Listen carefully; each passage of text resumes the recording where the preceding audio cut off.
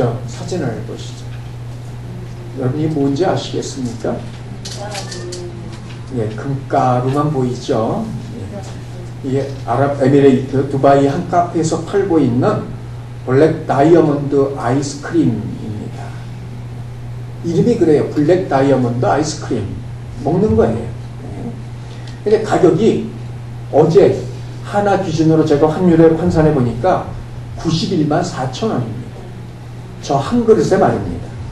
이란산 샤프란에 혹은 저 송로버섯 등 그런 고가의 재료들이 들어간 것은 말할 것도 없고, 재료뿐만 아니라 저 컵, 쟁반, 스푼까지 모두 다 명품 베르사체 겁니다. 저기다 담아서 내고 있는데 이게 주문 제작이기 때문에 5주 전에 미리 주문을 해야 된다는 겁니다. 그런데 아시다시피 뛰는 놈 위에는 나는 놈이 있고 나는 놈 위에는 붙어가는 놈이 있기 마련입니다. 저 아이스크림보다 더 비싼 아이스크림이 있어요. 그 다음 사진을 보시죠. 이게 바로 그겁니다. 가격에 큰 차이는 없어요. 대략 한 20만 원 정도 차이가 납니다만 위아로 1,000불이에요. 우리나라 돈으로 옮기면 하나로 111만 9천 원 정도입니다. 두 개가 아니 하나에 111만 원 정도 하는데, 뉴욕의 세렌디피티 3라는 그러한 식당에서 판매하고 있는 아이스크림입니다. 그런데 더 기가 막힌 건 저런 거는 명함도 못 내미는 아이스크림이 하나 있어요. 다음 사진, 바로 이겁니다. 같은 뉴욕의 식당에서 판매하였던 아이스크림인데 가격이 무려 25,000불입니다. 하나로 따지면 2,795만 원이에요. 아이스크림 하나가 2,795만 원. 저걸 먹을 사람이 있을까요? 식당 주인에 의하면 한 달에 한 명꼴로 저걸 먹으러 온답니다. 그가 누군지는 모르겠어요. 이게 얼마나 돈이 많으면 저럴까요? 누구 말 맞다나 금고에 쌓아둔 돈이 밑에 돈이 숨을 못 쉬어서 아우성인 사람쯤이면 저거 먹을 수 있겠죠.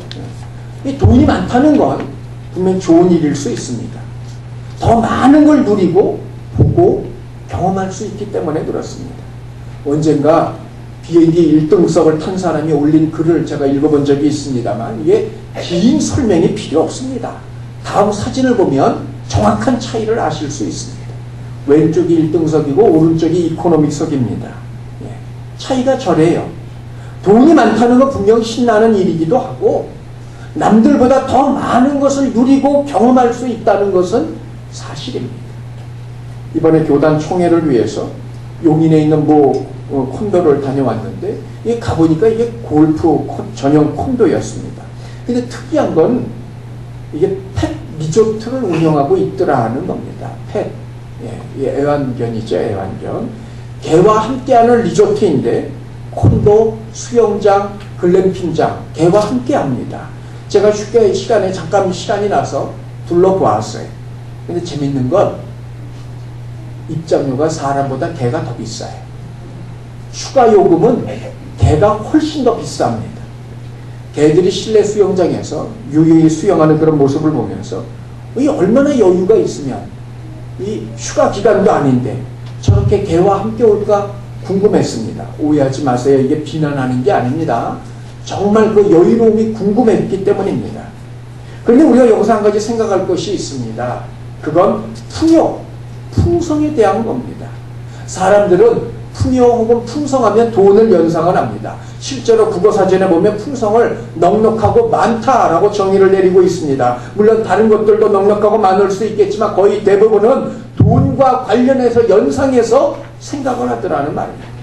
근데 이게 결코 틀린 것이 아닙니다. 그것이 일반화되어진 생각이기 때문입니다. 문제는 그 비결이 어떻게 풍성해질 수 있느냐는 겁니다. 사실 이건 남녀노소 모든 사람들의 공통적인 관심사이고 추구하는 목표이기도 합니다. 어떻게 하면 더 풍요로운, 풍성한, 여유로운 그런 삶을 살 수 있을까? 오래전 제가 아는 어떤 분으로부터 전화를 한 통 받았습니다. 내용인즉 지금 자기가 어디 부동산 컨설팅에 근무를 하고 있는데 좋은 정보가 있어서 전화해 놓으라며 어디에 땅이 아주 싸게 나왔는데 지금 사두면 나중에 값이 많이 오를 테니까 여유 자금이 없으면 빌려서라도 그 땅을 사라는 것이었어요. 그래서 제가 물었죠. 정말 사두면 땅값이 많이 오릅니까? 아이, 그럼요. 제가 보증을 합니다. 결코 후회하지 않을 겁니다. 그래서 제가 그랬어요. 아니, 그럴 거면 왜 저한테 전화를 하셨어요? 전화하신 분이나 사시지. 보증하신다면서요. 제 대신 많이 사두세요. 제가 그런 얘기를 했어요. 세상에서 궁핍하지 않고 풍성함을 누리고 사는 방법은 여러 가지입니다. 저는 제가 직접 해보지 않아서 뭐라고 말씀을 드릴 수는 없습니다만, 모두들 정말 다 어렵고 힘들다는 그런 상황 속에서도 그야말로 돈을 쓸어 담는 사람들도 있더라는 겁니다. 문제는 그게 전부냐는 거죠. 오늘 본문은 바울이 데살로니가 성도들에게 하나님을 기쁘시게 해드리는 방법 가운데 세 번째로 주고 있는 명령임을 보게 됩니다. 하나님을 기쁘시게 해드리기 위하여 바울이 명령하고 있는 세 번째, 11절 우리 다 함께 봅니다. 자, 시작. 또 너희에게 명한 것 같이 조용히 자기 일을 하고 너희 손으로 일하기를 힘쓰라는 거예요. 또 너희에게 명한 것 같이 조용히 자기 일을 하고 또 너희에게 명한 것 같이, 이미 바울이 데살로니가 교회에 처음 방문하여 성도들을 가르칠 때 명령하였던 겁니다. 데살로니가 상황을 전해 듣고 새롭게 내린 명령이 아니더라는 말입니다. 그렇다면 이건 바울이 평상시에도 가지고 있었던 자신의 가치관이고 소신이었다. 보통 유대인들은 랍비라고 할지라도 언제 어디서 어떤 일이 일어날지 알 수 없기 때문에 자기 고유의 업을 하나씩 가지고 있었고요. 바리새인들 역시 전문직 신앙의 종사자들이 아니라 자기들 업을 가지고 일하면서 열심히 섬기고 있던 사람들입니다. 바울 역시 바리새인이었기 때문에 이런 문화에 익숙해 뿐만 아니라 그것이 하나님께로부터 온 말씀이기 때문에 지금 이런 명령을 내리고 있는 겁니다. 그럼 바울이 내리고 있는 명령이 무엇입니까? 크게 세 가지. 첫 번째, 조용히 하라는 겁니다. 자, 여러분 11절에 보고 있는 것처럼 조용히 자기 일을 하라. 우리 성경이 이렇게 말하고 있습니다만 원문으로 보면 조용이라는 이 부분이 독립적으로 사용이 되고 있다는 말입니다. 조용히 하고 그리고 자기 일을 하고 이렇게 원문은 말하고 있어요. 조용히 마치 매사에 조신하게 얌전하게 라는 그런 의미로 이해가 되지만 원문의 의미로 보면 파문을 일으키지 않는 모습인 겁니다. 가을로 막 접어들어가는 어느 날 오후 제가 동네 목욕탕 욕조에 들어가 혼자 앉아 있을 때 일이었습니다. 창으로부터는 이게 햇빛이 쏟아져 들어와서 물에 반사가 돼서 눈이 부시고 있는 그러한 순간 수도꼭지에서 물 한 방울이 똑 하고 떨어졌어요. 근데 여러분 보통 그럴 경우에 물 한 방울이지만 물결이 일기 마련 아닙니까? 더더군다나 그냥 작은 수도꼭지가 아니라 그 뜨거운 물이 나오는 큰 파이프여서 떨어진 물이니 그 무게가 상당했을 것이고, 그럼에도 불구하고 똑 떨어지자마자 파문이 살짝 일었지만 그걸로 그만이더라는 겁니다. 물론 제가 옆에 있었기 때문에 그랬는지는 모릅니다. 물방울이 하나 크게 떨어졌어요. 그런데도 파문이 일지 않고 멈춰지는 것, 전체에 어떤 영향도 미치지 못하는 상태, 그게 조용히 한다는 말의 의미입니다. 당시 예수님의 재림이 임박했다고 믿는 사람들이 있었고 그들 가운데는 자신의 생업을 모두 그만두고 오직 신앙에만 전념하던 이들이 있었어요. 사진 속에 보이는 사람들이 바로 그런 사람들 가운데 하나였습니다. 물론 모두 다 그런 건 아닙니다만 재림이 임박했으니 일할 필요가 없다고 주장하는 사람들이 있었더라는 말입니다. 물론 재림이 우리들하고는 전혀 상관없는 먼 미래의 일이라고만 말할 수는 없습니다. 주님이 언제 오실지 아는 자도 예측할 수 있는 자도 아무도 없기 때문입니다. 언젠가는 분명히 약속하신 대로 모든 사람들이 볼 수 있도록 주님은 오실 겁니다. 그러나 성경이 말하는 재림의 때에는 성도라면 마땅히 모두 다 일을 멈추고 오직 기도하는 것과 같은 신앙의 일에만 전념해야 된다고 말하고 있지는 않다는 겁니다. 그럼에도 데살로니가 교회 성도들 가운데는 그런 자들이 있었더라는 거죠. 문제는 이들도 사람이고 사람인 이상 먹고 살아야 되는데 일을 하지 않으니 돈이 없고 돈이 없음에도 불구하고 먹고 살아야 하는데 당연히 다른 성도들의 도움을 받을 수밖에 없었더라는 겁니다. 물론 그럴 수도 있습니다. 아니, 같은 성도들끼리 어려우면 당연히 도와야 되겠지요. 문제는 그걸 당연한 것으로 여길 뿐만 아니라 노골적으로 아예 대놓고 요구하고 있고 주지 않으면 서운해한다는 거예요. 같은 성도라도 형제를 내세워 자신은 아무 일도 하지 않고 도움받는 것을 당연한 것으로 여기는 이들이 있더라는 말입니다. 문제는 그러면 자신들을 그렇게 먹여 살리고 있는 성도들은 그 돈을 어디서 구하고 있느냐는 거죠. 당연히 그들이 일해서 번 돈입니다. 그런데 재림의 때가 되었으니 일할 필요가 없다고 말하고 다닌다면 누가 자신들의 먹을 걸 채우겠느냐 말이에요. 당연히 모순된 주장이지요. 그러므로 이런 피해를 입히지 말라는 겁니다. 그러나 단지 그것만이 아닙니다. 무엇이든 어떤 것에든 선동가가 되지 말라는 뜻이기도 합니다. 선동가, 어떤 행동에 참여하도록 사람들의 감정을 부추기는 일을 말하는 겁니다. 당연히 여기서 말하는 어떤 일, 행동이 긍정이겠습니까? 부정이겠습니까? 공동체 내에서 한 사람의 말과 영향은 그 공동체 전체에 영향을 끼칠 수밖에 없습니다. 또한 한 사람일지라도 그 한 사람에 의해서 공동체 전체가 좋지 않은 평가를 받게 된다는 말입니다.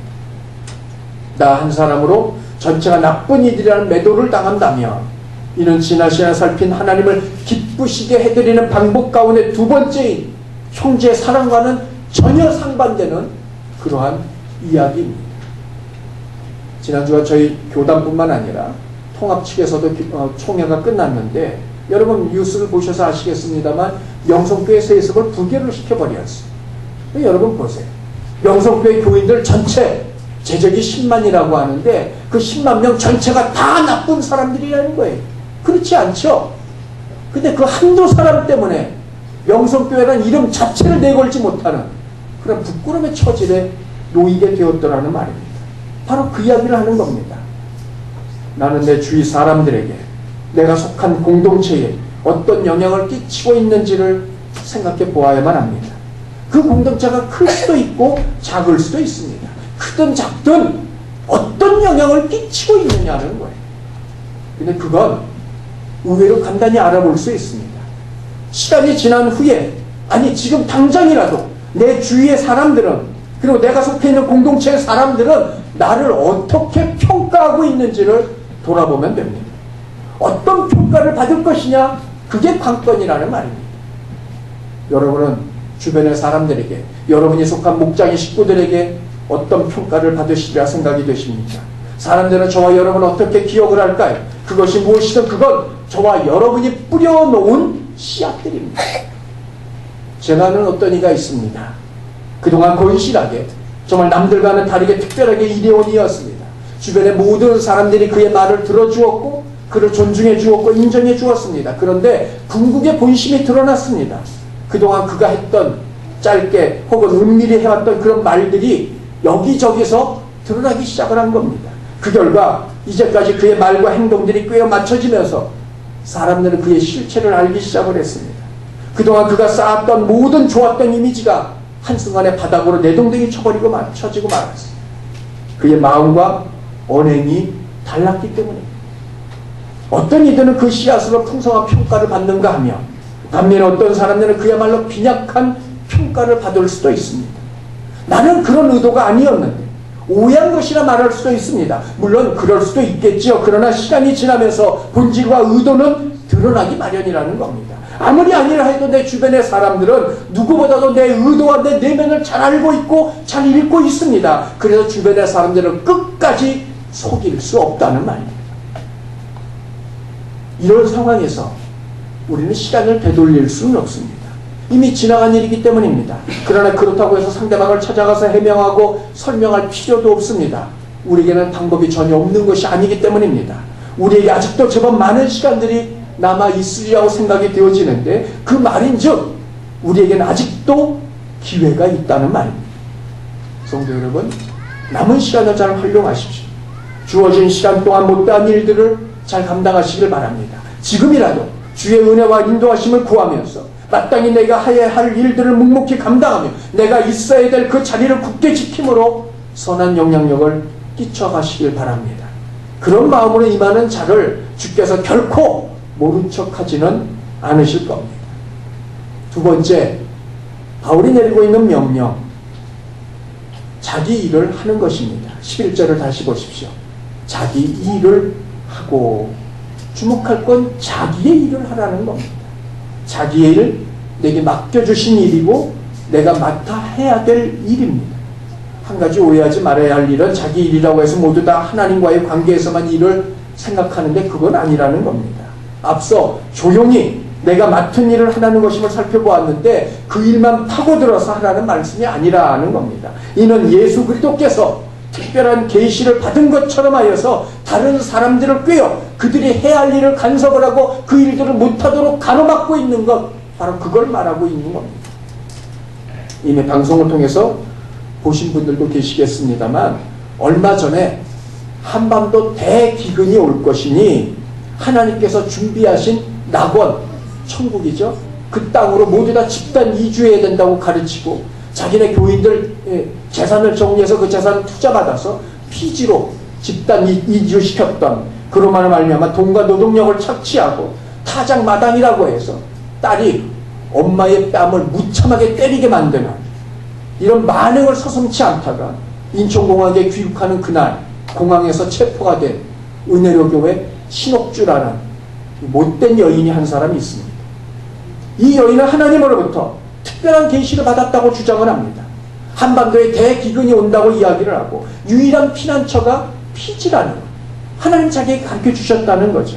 이런 특별 계시를 명분으로 성도들을 꼬드겨서 재산을 정리하고 피지로 집단 이주를 시켰습니다. 거기서 은혜로 식품, 은혜로 농장 등 외에 피지에서만 7개의 식당을 운영을 하고 철물점 건설업체까지 운영을 해왔고 그 모든 일손을 자기와 함께한 이주인 교인들로부터 충당을 하였다는 거예요. 그러면서도 월급은 한 푼도 주질 않았어요. 이유를 묻자 하는 말 왈. 아니 여기 교인들이 모두 다 그 업체의 주인들인데 세상의 주인이 돈 받고 일하는 거 봤냐는 거예요. 이런 기가 막힌 말도 안 되는 이야기를 하면 노동력을 착취하고 있습니다. 속은 자들도 문제지만 가장 큰 문제 가운데 하나님 이렇게 꼬임을 받아서 피지로 이주함으로 말미암아 한국에서 성도로서 마땅히 해야 할 일들을 못하게 되었다는 겁니다. 나는 주께서 맡기신 내 일을 하면 됩니다. 그러면 주께서도 내 일을 해주실 겁니다. 문제는 내게 맡겨주신 일만 하지 않고 다른 이들을 꼬드기고 흔들어서 그들의 일을 못하게 하고 그 자리를 떠나게 만드는 것, 즉 남이 해야 할 일을 못하게 만들고 있다는 겁니다. 한동안 한국교회에서 이런저런 일들이 막히고 잘 안 풀리는 이들이 답답함을 풀기 위해서 소위 영역이 있다는, 기도에 능력이 있다는 그런 사람들을 찾아가 기도를 부탁하면 거의 10중 8구 당신은 사명자인데 사명의 길을 가지 않으니 그 어려움을 겪는 것이라며 지금 당장이라도 신학교를 입학해서 주의 종이 되라고 권면을 하던 그런 사람들이 있었고 그 말을 듣고 자기 일을 그만두고 신학교에 입학한 분들이 있었던 때가 있었습니다.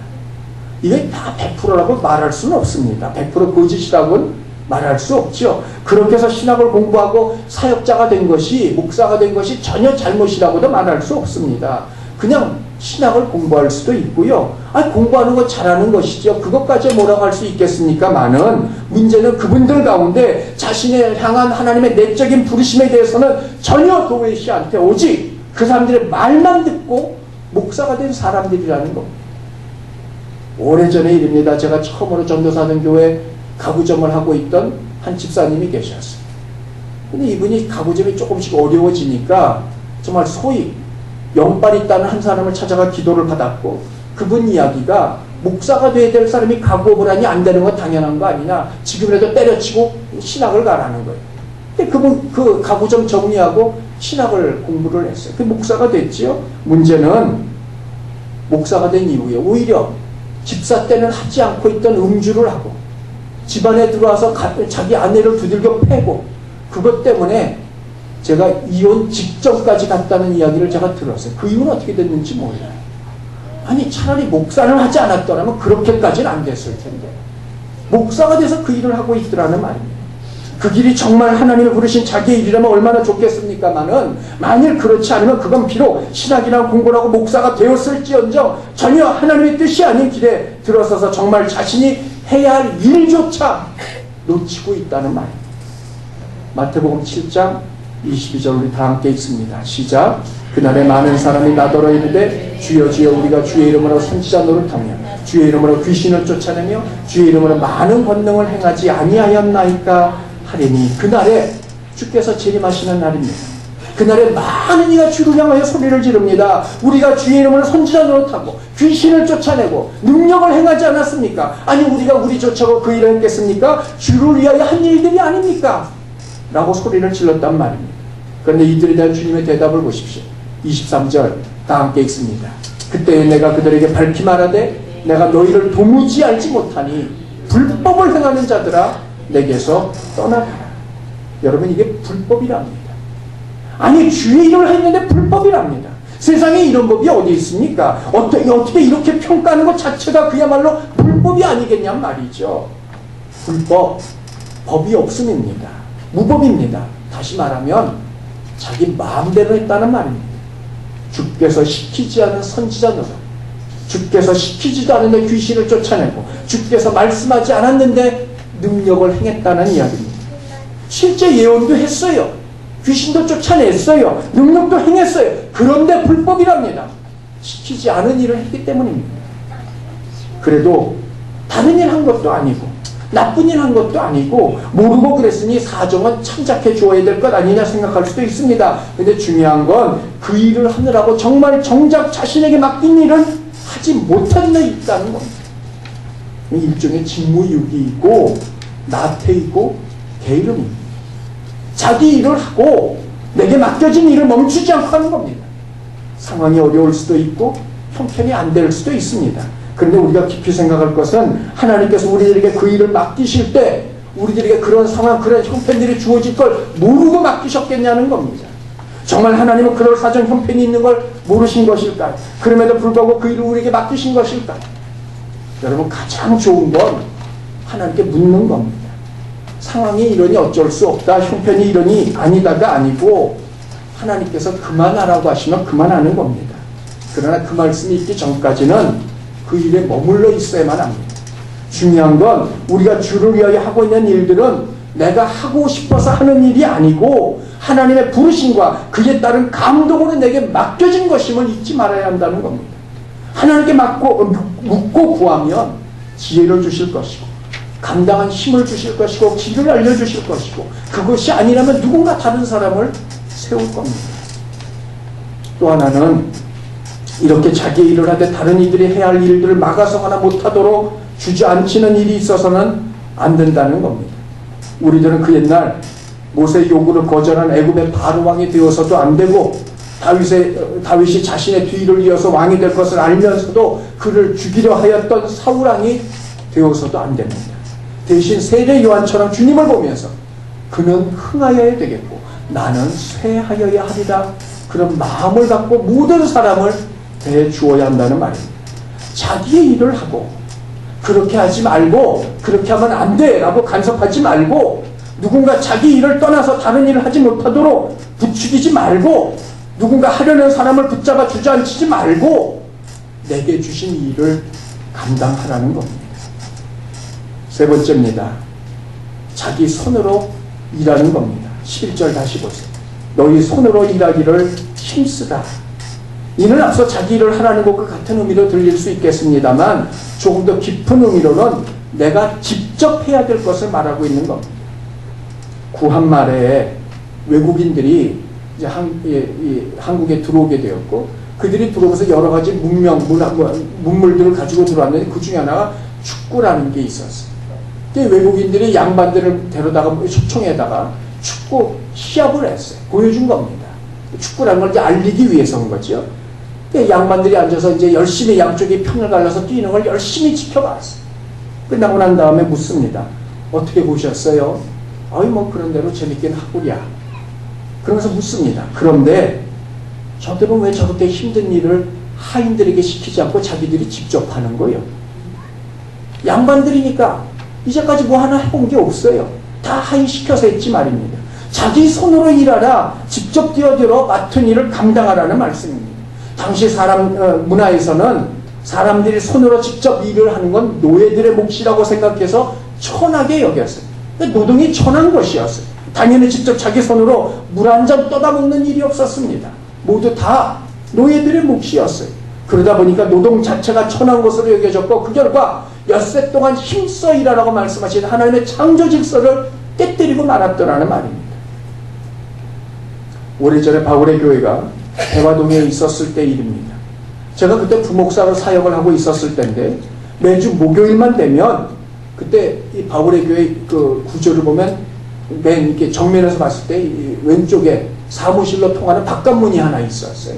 그게 사무실이었는데 그 문으로 대략 한 90명에서 100명, 많게는 120명까지 줄을 서요. 매주 목요일 시간이 딱 정해져 있어요. 11시쯤 되면 말입니다. 처음부터 그렇게 한 건 아닙니다. 처음에는 한 서너 분부터 시작을 했는데 그게 소문이 나니까 나눠주는 거 500원 받기 위해서 그렇게 줄을 서더라는 말입니다. 그렇게 나눠줘 봐야 한 주에 기껏해야 45,000원에서 50,000원이었어. 그리고 그렇게 동전을 집어서 나눠주고 나면 손가락 끝이 새카매요. 동전대 때문에. 근데 재정을 보시는 분이 어느 날 그걸 못하게 막는 겁니다. 그것 하면 일하지 않게 구걸하게 오히려 사람들을 통해서 일하지 않고 어디로 다니는 명분만 제공하니까 하지 말라는 거예요. 그래서 제가 그분께 그렇게 말씀을 드렸어요. 저분들이 아무것도 안 하는 게 아닙니다. 저분들이 서울역에서 은평역에서부터 여기까지 옵니다. 물론 대중에는 그 경로우도증이 있어서 전철을 타고 오는 분들도 계시겠습니다만 저 같은 나이 또래의 사람들도 있어요. 노숙자들이죠. 그럼 그들이 어떻게 오겠어요? 제가 물었어요. 하루는. 어떻게 옵니까? 걸어온다는 거예요. 서울역에서. 몇 시에 출발합니까? 아침 6시에 출발한다는 거예요. 그렇게 와서 우리 바울의 교회에 와서 500원 받아들고 갑니다. 그리고는 광성교회인지 어딘지 모르지만 그쪽 교회로 또 걸어가서 거기서 주는 점심 먹고 거기는 우리 교회보다 좀 형편이 나은지 1,000원을 준대요. 그 1,000원 받고 또 다른 교회로 이동을 해서 거기서 500원 받고 그렇게 해서 하루 버는 게 2,000원인 거예요. 2,000원. 그래서 제가 그분에게 그랬어요. 2,000원 벌기 위해서 하루 종일 걸으시라면 걸으시겠습니까? 그건 그분들의 일입니다.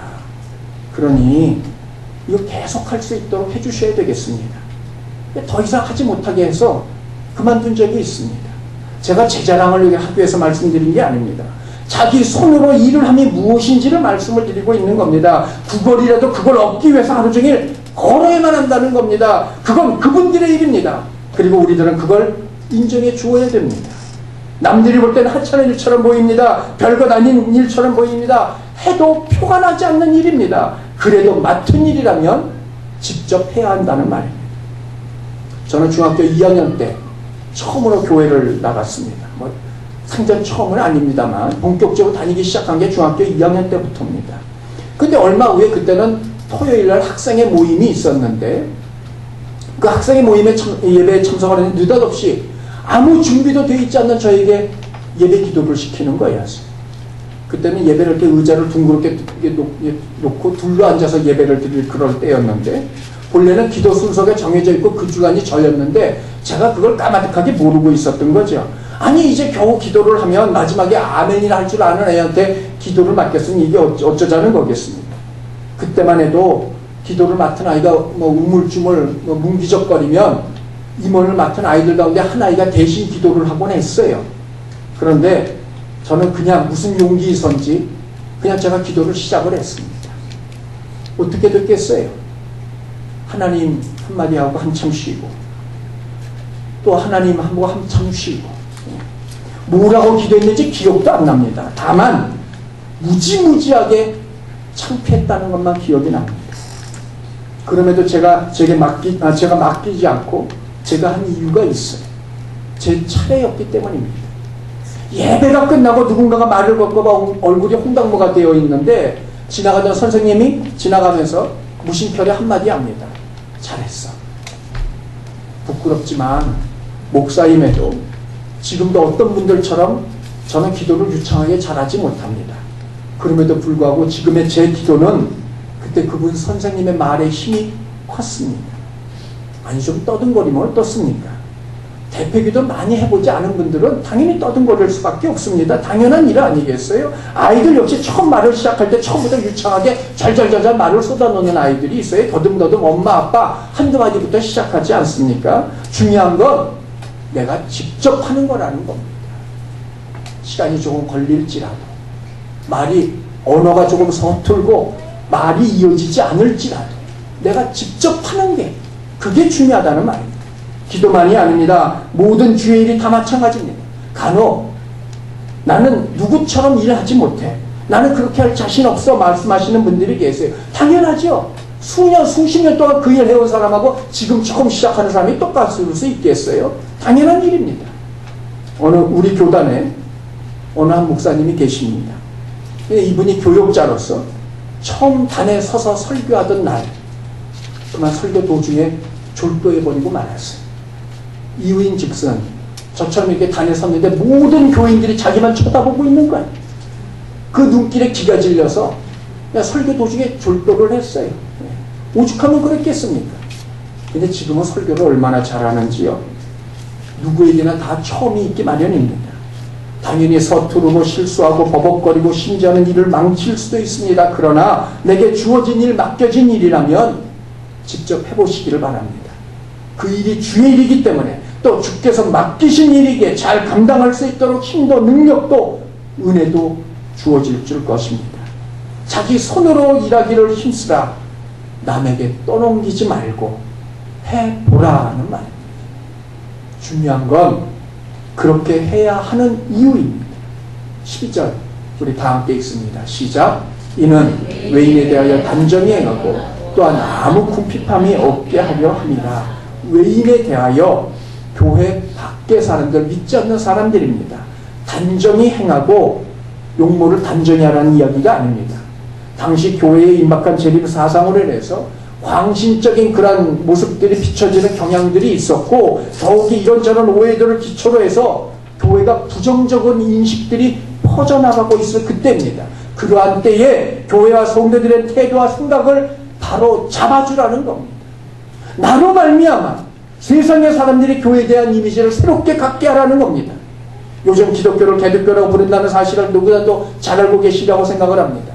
언젠가 자기 배우자감으로 가장 적당하지 않은 사람이 누구냐는 질문에 답이 기독교인이었어요. 그런 답을 올렸어요. 불교 신자, 다른 종교를 믿는 사람이 아니었습니다. 기독교가 가지고 있는 부정적인 이미지 때문이었다는 겁니다. 심지어는 어떤 사람은 자기가 자식을 낳으면 세상에 어떤 일이 있어도 교회만큼은 가지 못하게 막겠다는 겁니다. 그런데 이런 사람들에게 기독교와 교회의 이미지를 새롭게 해줄 것을 말하고 있는 겁니다. 또 한 가지가 있어요. 12절 하반절 보십시오. 아무 궁핍함이 없게 하려 합니다. 좀 쉽게 옮기면 남에게 신세지는 일이 없게 하라는 겁니다. 남에게 신세지는 일이 없게, 꾸지 않도록, 빌리러 다니지 않도록 하라는 말입니다. 오늘 저는 교회에 관계된 일을 주로 말씀을 드렸습니다. 그러나 교회 일만이 아닙니다. 출애굽기 34장 21절 보십시오. 너는 엿새 동안 일하고, 여기서 주목할 단어는 일하고 라는 단어입니다. 이게 히브리 말로 아바드라는 단어인데 이게 일하다는 뜻이기도 합니다만 예배하다라는 뜻도 가지고 있고, 유대인들은 이 아바드라는 단어를 주로 성경에서는 예배라는 말로 이해를 하고 있습니다. 그렇게 말하면 너는 엿새 동안 일하고가 아니고 너는 엿새 동안 하나님 앞에 힘써 예배하고, 그런 뜻이에요. 무엇을 통해서요? 자기의 일을 통해서 말입니다. 우리들은 세상 일이라고 말하지만 하나님께는 모든 일들이 예배입니다. 그리고 주목할 건 그 엿새 동안의 일, 세상에서 일을 잘한 사람만 안식할 자격이 주어진다는 거예요. 꼭 직업을 말하는 것만이 아닙니다. 죽으라면 설거지가 일이고 그게 그의 예배입니다. 제게는 이 강단이 예배의 자리이지만 학생에게는 책상이, 주부에게는 싱크대 앞이, 농부에게는 때로 조그만 밭일지라도 그곳이 강단이고, 그곳에서 땀 흘린 이가 수고가 예배이고, 그걸 잘하는 이가 참된 예배자이고 충성된 사람이라는 겁니다. 중요한 건 이렇게 하는 자들의 결과입니다. 아무 궁핍함이 없게 하려 합니다. 아무 영적이든 육적이든 심적이든 어떤 것이든 궁핍함, 부족함이 없게 하기 위함이라는 겁니다. 성도 여러분, 저는 이 일이 어떻게 이루어지는지 잘 모릅니다. 그 메커니즘의 원리와 구조도 저는 모릅니다. 다만 제가 아는 것은 이것은 하나님의 약속이고 하나님은 한 번 하신 약속은 반드시 이루시는 분이라는 겁니다. 지난주에 믿음은 모험이라고 말씀을 드렸습니다. 한 가지 더 말씀을 드리면 믿음은 해보는 것입니다. 성경에 기록된 수많은 믿음의 사람들을 보시죠. 특별히 히브리서 11장의 믿음의 사람들을 보면 그들의 한결같은 공통점이 있으니 곧 무엇이 되었든 그들이 행한 것입니다. 행동으로 옮겼다는 이야기입니다. 될지 안 될지는 내가 신경 써야 할 내 몫이 아닙니다. 그건 하나님의 몫입니다. 내 몫이 있다면 말씀대로 해보는 것입니다. 혹시 읽어보신 분도 계실런지 모르겠습니다만 미친 척하고 성경 말씀대로 살아본 1년이라는 두 권의 상하로 나눠진 책이 있습니다. 여러분이 보시고 있는 책이 그 책인데 저 책을 쓴 저자는 본래 기독교인이 아닙니다. 근데 정말 말 그대로 이 양반이 어떤 양반이냐? 브리테니카 백과사전을 갖다 놓고 시간이 날 때마다 그걸 읽은 사람이에요. 그만큼 학구열이 대단한데 어느 날 성경을 불신자임에도 불구하고 읽다 보니까 살아야 되겠다는 마음이 들었고 정말 미친 척하고 1년 동안 살아보기로 작정을 했어요. 이 사람이 유혹에 살고 있는데 수염을 기르고 유대인들처럼 유대인들과 같은 옷을 입고 심지어 주변에 가늠한 사람이 있으면 그에게 가서 돌을 던졌어. 자, 그렇게 살았습니다. 1년을. 그리고 그가 내린 결론 가운데 하나입니다. 그대로 읽어드리겠습니다. 나는 성경이든 기도문이든 하나님을 찬양하는 부분만큼은 늘 어색하다. 당연하죠. 불신자니까. 전지전능하시고 모든 걸 다 하시고 모든 힘을 다 가지셨고 주인 중에 주인, 우리의 인식 수준을 뛰어넘는 위대하신 분. 나는 그런 표현에 익숙하지 못하다. 너무 칭찬 일색이다. 나는 폄하하고 비판하는 데 더 익숙하다. 하나님이 과연 찬양받을 필요를 느끼실지 그것도 궁금하다. 하나님은 그렇게 자신 없는 분이 아니실 텐데 말이다. 그분은 궁극적인 존재가 아닌가 말이다. 그런데 지금은 알 것 같다. 하나님을 찬양하라는 것이 하나님을 위해서가 아니라 우리를 위해서라는 것을. 하나님을 찬양하면 자신에게서 벗어날 수 있다. 이 조그맣고 오만한 뇌에서 벗어날 수 있다. 204일째 되던 해 그가 기록한 글입니다. 여러분, 누가 이걸 이 사람에게 가르쳐 주었습니까? 누가 이걸 지도했습니까? 불신자로도 성경대로 살았더니 느끼고 믿어지는 것이 있는데 하물며 성도인 우리들이 성경대로 살 때 그렇게 산 자들에게 주어지는 것이 무엇인지 우리는 짐작할 수 있습니다. 하나님께서 약속하셨습니다. 조용히 공동체에 부정적인 영향을 끼치지 말고 자기 일을 하며 누군가를 간섭하거나 주저앉히지 말고 대신 내게 주어진 일을 감당하며 자기 손으로 일하라. 남에게 떠넘기지 말고 내가 직접 하라. 믿지 않는 이들에게 개독교가 아닌 기독교의 진면목을 또한 모든 것에 풍성함을 얻게 될 것입니다. 성도 여러분, 정말 모든 것에 풍성해지는 비결을 알기를 원하십니까? 풍성해지기를 원하십니까? 단 1년만이라도 묻지도 말고 따지지도 말고 계산하지도 말고 오늘 말씀대로 살아보시기를 바랍니다. 풍성함의 비결이 여기에 있습니다. 믿음을 따라 주어진 말씀 붙들고 잘 행하심으로 모든 영역에서 부족함이 없는 풍성한 저와 여러분 다 되시기를 주님의 이름으로 축원합니다. 기도합니다.